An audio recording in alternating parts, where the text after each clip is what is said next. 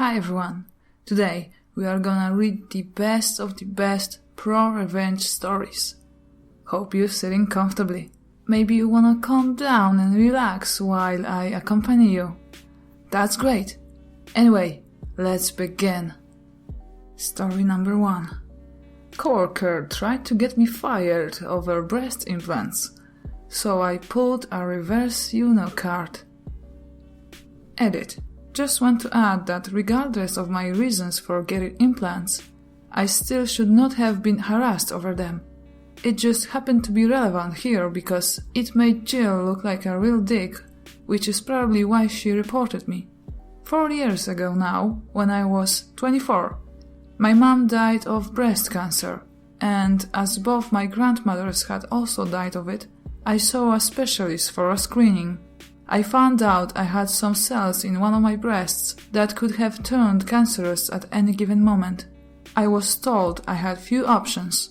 1. I could have regular screenings every 3 or 4 months, until it does develop into cancer. I was told the risk of the cells becoming cancerous was very high due to family history, but it could also potentially never turn, so I'd be getting these screenings for no reason. 2. I could get a single mastectomy on the breast with the bad cells, but they need to keep an eye on the other one, so I'd still need regular checkups for the other breast. 3. I could get a bilateral mastectomy and remove all of my breast tissue, basically eliminating the risk. I went for the bilateral mastectomy. It was admittedly the most drastic option, but after seeing what cancer did to my mom and grandmothers, I didn't want to risk it. I was warned about scarring, but told it should be fairly minor. It wasn't, and I was left with 2 huge, pink, jagged scars on either side of my chest, each about 1 inch long and half an inch wide. And it caused me to go into a severe depression, where it got to the stage of me not even leaving my flat because I didn't want people to see me, throwing at my mirrors and getting physically sick looking at myself. I went to a therapist who suggested a plastic surgeon. The therapist said they'd never normally do that, but it was clearly something I was struggling with and might never get over it, and the therapist could see why I struggle with it. Although I'll admit, the therapist did send me to ask about scar reduction. The plastic surgeon suggested a cream, a laser, or implants. The cream didn't work, and the laser was both expensive and risky, so I went with the implants. My natural boobs were an F-cup, so I went with a slightly smaller DD. Since then, my mental health has improved, and I feel a lot better about the way I look. My confidence has gone up, as has my self-esteem. I know I shouldn't put so much into my appearance, but I wasn't exaggerating about these scars. Huge, bright pink, jagged, raised, just really awful to look at, and I hated seeing myself, and they are now nicely hidden away, and you can barely feel them. In the present day, I'm 28 years old and working in an office. I'm doing a lot better than I was. My coworker, Jill, found out I had a book job, but not about the cancer thing. When myself and my friend from years before the mastectomy were planning a holiday, and she made a joke about me going on a plane with my implants, and Jill overheard. By the end of the day, the entire office knew I had a boob job, but not why, and 6 people confirmed Jill had told them. Over the next few months, Jill made many jokes and comments about my chest to coworkers when I was in earshot, at one point saying I had more plastic than Barbie and calling me fake in 2 ways. I didn't hear this one myself, but a friend in the office told me that Jill had at one point referred to me as a sack of silicone. I didn't know what her problem was exactly, but at one point she mentioned the NHS, so I assume Jill thought that I got my tits done for free on taxpayer money. I'd gotten the mastectomy on NHS, but gone private for therapy and implants. I asked her to stop more than once, but unfortunately the places I talked to her were places like the lift and the women's bathroom. where there weren't any cameras, and Jill just kept making comments no matter how often I asked her not to. I wouldn't say it was every single day, but I heard at least 3 comments per week for 3 months. I hit my breaking point when me, Jill, and few other coworkers were having lunch. I referred to something as being shallow, and Jill said, "You'd know all about being shallow," while gesturing to my chest. I snapped. I said, "Do you know why I have these? A few years ago the doctors found potentially cancerous cells in my breast tissue.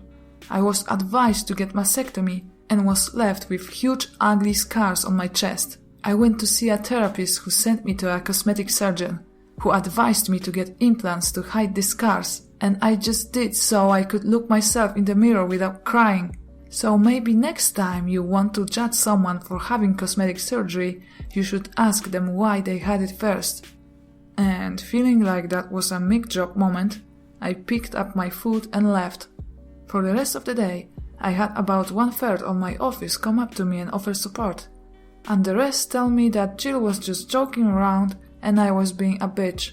I replied that Jill was being a bitch long before I was. I then got an email from HR saying they wanted to talk to me the following day, and when I called for clarification they mentioned a hostile work environment. Note: this is apparently an American term and holds little weight in England, but it's what was said over the phone. I knew the person who signed off the email and I'd spoken to. Her name was Debbie, and she was Jill's friend in HR, so I was fairly confident on who had reported me. I realized that if I was already being sent to HR, I needed as much ammunition as possible, so I went about collecting my information. As Debbie had dealt with me so far, it was safe to assume she would be the person reviewing the complaint with me, and if that was true, I was fucked. However, I vaguely remembered a section on complaints that was in my contract when I first signed with the company. I flicked through the contract and there was a part in complaints section that said I was contractually allowed to request a change of reviewer if I felt my allocated reviewer was biased. It was called an impartial overseer. I photocopied the page and highlighted that part. Then I messaged people who had offered their support over Facebook and said basically, HR have asked to see me. Do any of you remember Jill insulting me to your face? And are you willing to write and sign something saying what you heard and when? Not everyone was willing to help, as Jill is somewhat feared in the office due to her befriending HR and management, but about 20 people were willing to help me. I guessed roughly when I asked Jill to stop previously, the 4 asks over the last few months. Some timings were easy to guess as they'd happened on my break or when I first arrived at work, and I wrote them all down, along with a rough time of when the lunchroom confrontation happened and a list of names of who was there for the lunchroom confrontation. I got to work slightly early the next morning. I went around everyone who had messaged me and most of them managed to give me a printed and signed letter. Some didn't manage to write one, but NBD.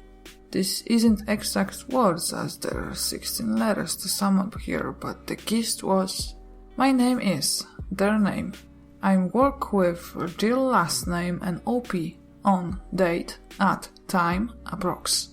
I spoke with Jill last name, during which she referred to OP as quoted insult. I thought this was inappropriate as it directly related to OP's appearance, and I'm willing to go on record further to establish that Jill last name has been discussing OP in the workplace in the same manner for 3 months now, causing me discomfort and creating what I feel is a hostile work environment. Signed, their name. I wound up with about 16 letters, all from different people, and one of them was in the lunchroom for my conversation with Jill. Some even had bullet-pointed lists of everything Jill had said to them about me or other people, As it turns out, Jill has issues with a lot of people's appearances. She apparently made comments about one coworker's weight and something anti-Semitic about a different coworker's nose, all of which were put in these letters. There are about 45 people in the office, so while 16 wasn't a majority, it's still a decent amount. The letters weren't hugely long, most were only a paragraph, but they had all the necessary information. I was asked to come to HR at 10 a.m. I took the letters from coworkers, the photocopy of the page in my contract, and my dates and times in a little folder with me. I got there and Debbie was the one overseeing the interview. She got up from her desk, ready to lead me into another room. I immediately turned to the other HR worker that was currently there and said, "So is my meeting with you then?" Debbie said, "No, you're with me." I replied that this wouldn't sit well with me, as my contract states I have a right to an impartial overseer, and as I said this, I took the contract page out of my folder. Debbie read it. I wouldn't let her take the paper when there was a shredder so close by, and said she could be impartial. I replied that I really didn't mean to be a pain, but I had it on good authority that the person of the other end of this complaint is her friend, and my contract does say I'm allowed an impartial overseer. Debbie stomped off to get supervisor. Supervisor asked how I know she can't be impartial, and I tell him that I have it on good authority that the Jill who was on the other end of this complaint is a close friend of Debbie. He asked Debbie if this was true, to which she only replied, "I can't be impartial." Supervisor took a deep breath, asked the other HR rep to come with him, and the four of us all went to review the complaint. I thanked them for being so accommodating. I was worried I'd annoyed them. Debbie took out the complaint, and all three of them went through it with me. Debbie looked homicidal the whole time the interview was happening, as she had clearly anticipated firing me, or at least recommending me being fired. The interview went something like this. It took like over half an hour and they kept asking me the same questions but phrased it different ways, so this is a really drastically condensed version. Q. You said outside that you think Jill last May reported you. Why is this? A. Jill has had an issue with me for about 3 months now. Q. Why didn't you come to us when you realized Jill had an issue? A. I had no issue with her. Q. What issue does Jill have with you? A. 4 years ago, a specialist identified potentially cancerous cells in my breast tissue. I had surgery to remove my breast tissue, thereby removing the cells under risk. After the surgery, I was left with large scars on my chest. I went to therapists for low self-esteem and depression. The therapist suggested a plastic surgeon who suggested breast implants to cover my scars. All of this is in my medical history, which you have a copy of in my file and my full permission to review. Jill found out about my breast implants, but didn't know about the cancer. Jill had a problem with my breast implants and decided to communicate this problem to our coworkers. Q. Why do you feel this is true? A. Here's 16 signed statements, all from different coworkers, all testifying that Jill told the entire office I'd had breast implants on the day she found out, and has since made comments about these implants frequently. They have quotes of what Jill said to them about it, and rough dates and times. Q. Rough dates and times? A. No one knew this would be escalated to such an extent, so no one really took notice as when it happened. Q. What event or events do you think directly led to this complaint of harassment? A. For me, harassment began when Jill told everyone about my breast implants without my consent, but as to the complaint placed against me, it would probably be what happened at about time yesterday in the lunchroom.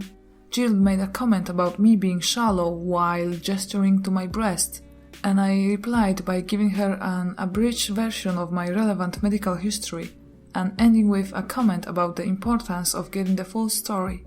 There are cameras in the lunchroom, so I'm sure you'll be able to find that conversation. I'll admit, I could have handled the situation better, but after 3 months I felt I had to put my foot down.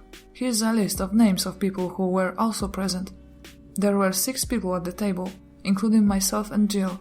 One of these people is also in those letters and has written their account of the conversation and signed it. Q. Had you had a conversation with Jill prior to this regarding her comments about you? A. Several, spaced out over the last 3 months. Each time I communicated to her that I felt uncomfortable and upset with these comments she was making and would appreciate it if she were to stop. Q.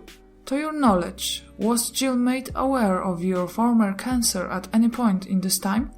A. No, it wasn't mentioned in the conversation with my friend she overheard, and I didn't tell her because frankly it's none of her business and I did not feel the need to detail my medical history to a coworker in order to avoid further sexual harassment. Supervisor stands up and says, "Well, I think we're done here." He shakes my hand and sends me back to my desk saying that I hear from them after they reviewed the evidence, letters, CCTV, medical history and anything they had already, and made a decision on the case. I got back to my desk, pulled up my CV and prepared to start the job search again. About an hour goes by, then the person who wrote the letter and was there for the lunchroom conversation gets called for a meeting with HR. They come back 10-ish minutes later. The other people who were also there for the lunchroom conversation get called one by one, except Jill. All of them are gone for about 10 minutes, then come back, find a coworker and say that HR wants to see them. Then the people who wrote letters but weren't there yesterday are also called one by one and are each gone for about 10 minutes each, some longer, some shorter.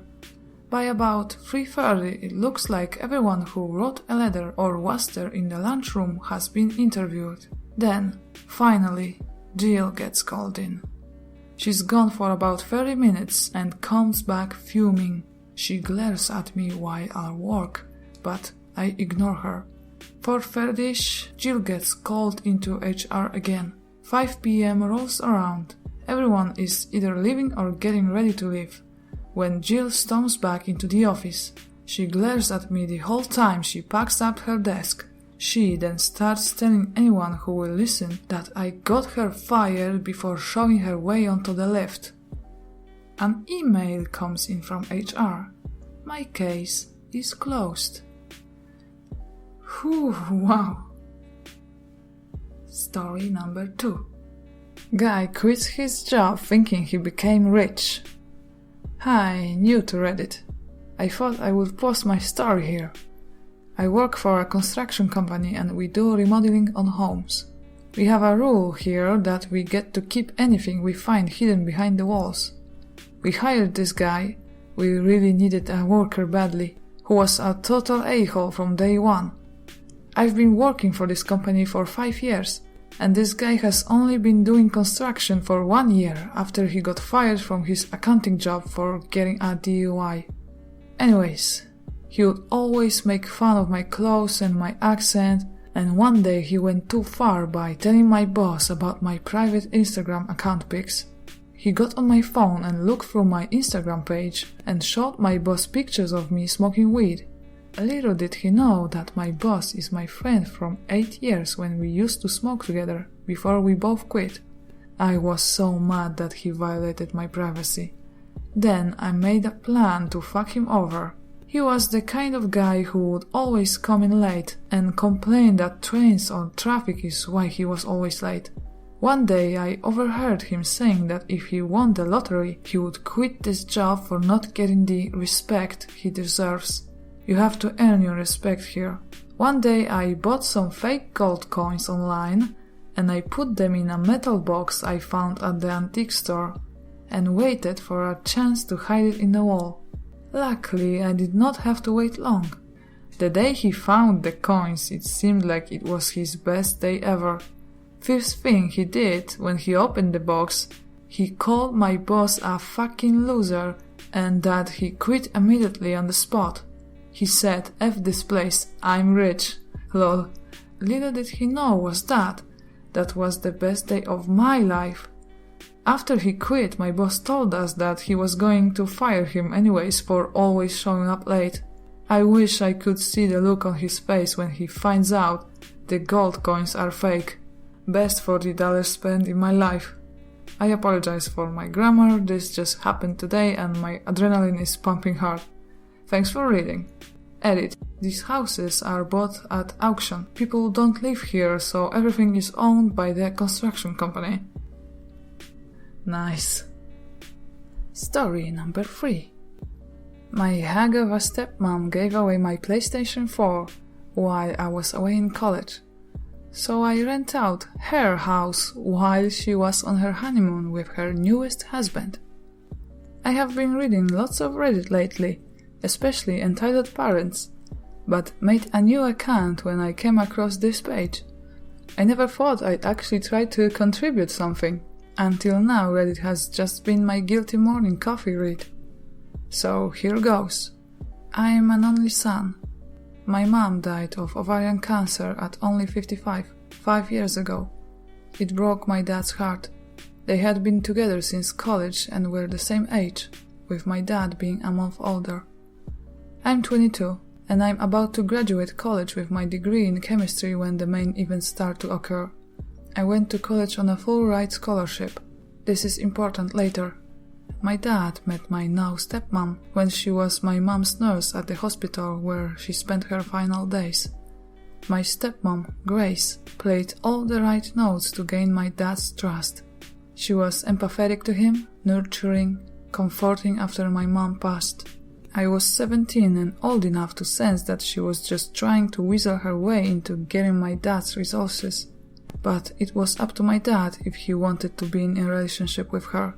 I was in my final year of public school and had just won a scholarship to attend college out of the country the following year. My dad mourned my mom for a year, and that whole time Grace would check in on him by phone every month or so, in my opinion to scoop out the possibility of sinking her hooks in him. After a year passed, Grace took the gloves off and went hard after my dad. Grace was only 40 when she and my dad started seeing each other. I didn't like her, but at the same time my dad at least didn't seem so depressed anymore. So I tried to be less pessimistic about her and give her the benefit of the doubt. In my gut I didn't trust her though. But we are Scandinavian and, at least in my family, the son does not tell his father what to do or even offer any opinion. Grace is from the Czech Republic, if you're wondering. My father was a very successful banker during his career and amassed quite a portfolio of wealth. I'll spare you the details, but after 6 months of dating, Grace and my father are married. My dad never really got over my mom though, and he was getting weaker and weaker even though he was only 57. Since his health was fading, he called me to him and asked me point blank, "Boy, what do you need to set you up in this life?" I told him I don't need anything. I'm a man and can take care of myself. But what are you even talking about, Dad? You're going to be around for decades. I did remind him that he had living sisters with children, my aunts and cousins. I also reminded him that I had a full scholarship to college, so don't worry about giving me any cash. He was dead only a year later at 59. I, of course, have seen lots of Hollywood movies, so I consider the conspiracy theory that maybe my dad's nurse wife poisoned him and made him sign over all his money to her, but I really honestly do not think that's what happened. Other relatives didn't like Grace either, but they knew my dad was totally in love with my mom and that her death utterly broke him. Well, long story short, my dad bequeathed his 5-bedroom house to me, even though I wasn't expecting it and didn't ask for it. He gave a small endowment to each of his sisters and their children. He left about 80% of all his existing money to Grace, which amounted to several hundreds of thousands of dollars. My dad ignored me because he's generous to a fault and still gave me several tens of thousands of dollars, which were of course very useful to me. Grace tried to put on a friendly front, but I could tell she was angry as hell that she didn't get Dad's house too. That belonged to me, and I had the legal papers to prove it. She was especially mad because we live in an extremely upscale and trendy location, and houses are hard to come by and easily sold for a massive profit. During the first few months after my dad's death, I had the nausea, creepy experience of knowing that Grace was trying to feel me out to see if I might be into a little relationship with her. Gross. She still stayed at the house though, because over the last 3 years she had gotten used to living there and acting like she owned it. And even though I officially own it, I was always away at college and only visited my dad's old house once every couple of months. And even then it wasn't to see Grace, but to see my cousins who lived just a few miles away. I downplayed the fact that it was really my house, and over the months I think Grace gradually forgot that she really had no legal right to the house. She probably believed that sooner or later, because I never asked her for any of the hundreds of thousands of my dad's dollars that she now had, that I was somehow independently wealthy and would just give up my house to her. I knew I'd eventually hydrogen bomb this bitch when she started dating some new guy only 5 months after my dad was in the ground. But one time when I came home from college after graduating, she and her new boyfriend, some sleazy looking d-bag named Ivan, who was only a few years older than me, were acting like I was a guest in my own house and that they owned it. I played along. Grace told me she gave away my PlayStation 4 to Ivan's cousin because I'm too old to play video games. I don't even know this motherfucker and you give him my PS4 to give away to some other shit who I also don't know? I quickly changed all my network password that same day. I smiled, but I knew what I had to do eventually. She also said that she and Ivan were getting married because I just can't mourn your father forever. I have to move on with life. I tell her that I graduated college and already secured employment with a local firm and will soon find a new place to live. She looks thrilled, especially the part where it looks like I will soon have a new place to live. Then, in a patronizing way, she tells me, "You always have a place in your house though. You are welcome to stay whenever you please." Thanks, Grace. Really generous of you. What I really say is that I will probably have a new place in 3 months. She says that it's wonderful because she intends to go to her homeland to have a wedding with Ivan and afterwards have her honeymoon. She assures me it's a local affair. Otherwise, I would invite you, honey. And anyway, I know you're so busy. I congratulate her. She asked me if I can watch the house for her. Watch my own house? Sure. What I really say is, of course I will take care of the house. I am careful not to say your house. She and her d-bag fiancé, who I am 100% sure is only there for Grace's money, go on their trip, and I immediately put out advertisements in rental websites offering to lease my house. I hire mowers and have all of Grace's furniture and possessions boxed up and put into a storage rental facility. I retain all of my parents' furniture that they had before my dad met Grace. Locks? Changed. All of them. Within days, I am inundated with dozens of inquiries regarding my amazing, furnished house with fantastic views. I rent it to a wonderful young family, a barrister and his schoolteacher wife, and their 2 preteen children. They pay me their first and last month rent and sign a lease for a year. I warn them about my crazy stepmom who thinks this is her house, but I present them with contract information from my lawyer, the same lawyer my dad retained, in case they need any assurance that I'm on the level. I also give my lawyer the information about the storage facility, including the fact that I generously paid for months of storage in advance, which is a whole month longer than Grace's Czech honeymoon adventure. I then found a great apartment in the city near my new place of work. There I met a woman in a restaurant I frequent at night after a long workday. We have been dating 6 months now and are engaged to be married. Grace, of course, tried to shriek and cause trouble when she realized she got kicked out of my house, but my lawyer quickly shut her mouth without me having to ever speak to her garbage face again. From what I hear, her and her trash husband left the country, and I assume they blowing through my dad's money and will soon be broke like chavs usually become when they taste a little bit of what they think is the good life. So maybe Grace will go and try to exploit some other lonely man into giving her his money. Speaking of money, the house that I rent out is generating so much money that I not only am able to help pay for my cousin's college, but I moved into a larger apartment of my own together with my fiancé. I love my job, but really, I could survive solely on renting my dad's old house. And to think, if Grace had only been cooler and nicer, I might have let her stay at the house, just to be a good sport, and definitely if she stayed the hell out my room.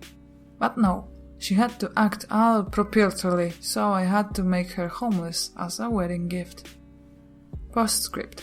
I bought another PS4, even though I didn't even use my old one that much. It didn't matter. It wasn't for Grace to give away. You don't give away other people's things. You give away your own things. Which is why I choose to kick Grace out of my house. Because it's mine, and I decide who stays there. Whoa. Story number 4. Harass my daughter on Minecraft? You can't hide from me. So, my daughter, who was about 8 at the time, was really into Minecraft, as most kids are these days. Also desperately wanting to join the YouTube Let's Play culture.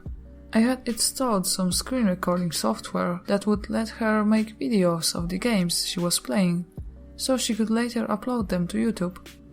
Anyways, one day I'm minding my own business when I hear her quietly sniffing over the computer. I asked her what was wrong, but she didn't want to tell me, so I let it go, but decided to keep an eye on her. A few minutes later I discovered what was happening. Someone was harassing not only her, but also all the other kids playing on whatever server she was on.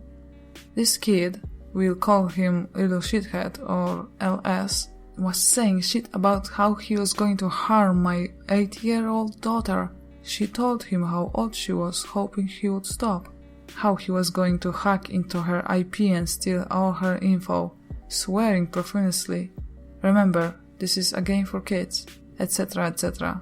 By this time I had gotten my fiancée involved, and she was so obviously quite upset at what a little shit this kid was being.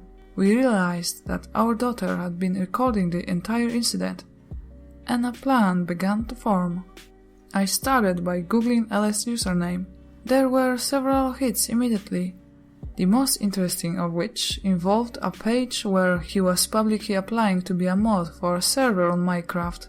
I was able to learn a lot about this little POS. He claimed to be 15, likes hockey, used to live in Toronto but now lives in Florida. But the bombshell was easily his Skype contact info. It was literally first name dot last name. I know your name now, you little shit. So I head over to Facebook and search for the name. Nothing. On a hunch, I search for just the last name, while narrowing my results to only the state of Florida. Several dozen hits. So I have to start combing through each one, until I find what I was looking for. A middle-aged man with the same last name, whose profile indicates he was born in Toronto and now lives in Florida. I found your dad, you little shit. So, I sent him a message on Facebook, asking if he had a son named First Name, who goes by his username on Minecraft.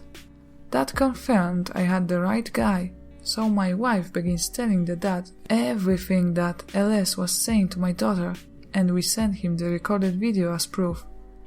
Radio silence for a few days. Then we got the message back. LS had his computer taken away from him for the entire summer and had also been lying about his age. He was only 11, I think. His parents were fucking livid with him, and he surely hated the next few months of his life. No one fucks with my daughter. Oh my god, that was alright, guys.